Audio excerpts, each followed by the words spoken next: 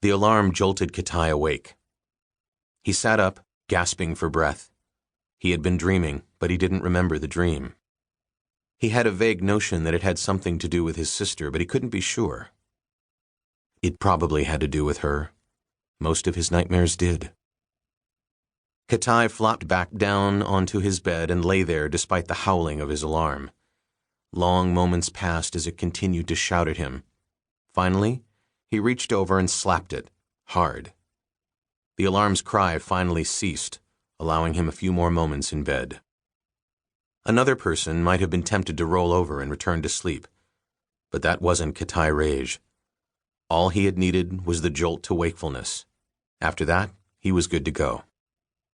Kitai finally sat up, rubbing at his face. He managed to bring himself to glance outside and begin to get a feel for what the day was going to be like. This was his day, after all, and he needed to have some idea of what the weather was going to be like. Of course, bright skies or pouring rain, it made no difference. Today was the day, and if he was going to have to do his stuff in soggy ground, well, that was the way it was going to be. It didn't mean he was looking forward to it, though. And when he looked outside and saw that the day promised to be decent, he gave a silent thank you to the powers that be. He couldn't be absolutely sure since it was still dark outside, but from what he could see, it looked promising enough.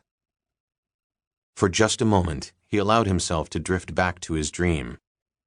His recollections were vague at best, but he was reasonably sure that he'd been dreaming that awful day from 5 years ago, when he had hidden from danger while his beloved sister was torn to shreds. The notion that he had done so, that he had relived the deep guilt that still festered within him, was one of the hardest things for him to handle. Yet he dreamed of it with a frequency that was almost sickening. He did his best to brush away all recollection of it.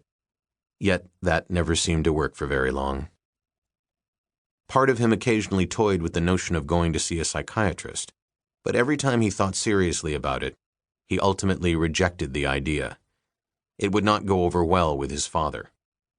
Members of the Raige family simply had no truck with people whose job it was to muck around with the human mind.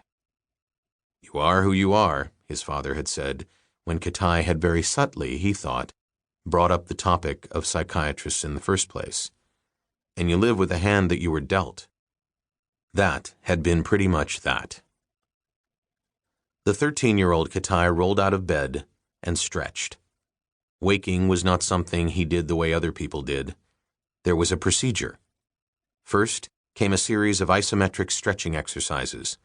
Then he dropped to the ground and did 100 push-ups, which were followed by 100 jumping jacks, counted off in brisk fashion. He then crossed his room to the chinning bar he had installed back when he was 11 and did as many pull-ups as he could manage. 20 this morning. Not bad. Not great, but not bad. Perhaps he was simply saving himself for his time out on the field this morning. Yes, that made a vast amount of sense. He knew what he was facing this morning and how important it was going to be. His father was going to be home this evening, eagerly expecting the news they all wanted to hear. It was Kitai's job to make sure the news would be good news.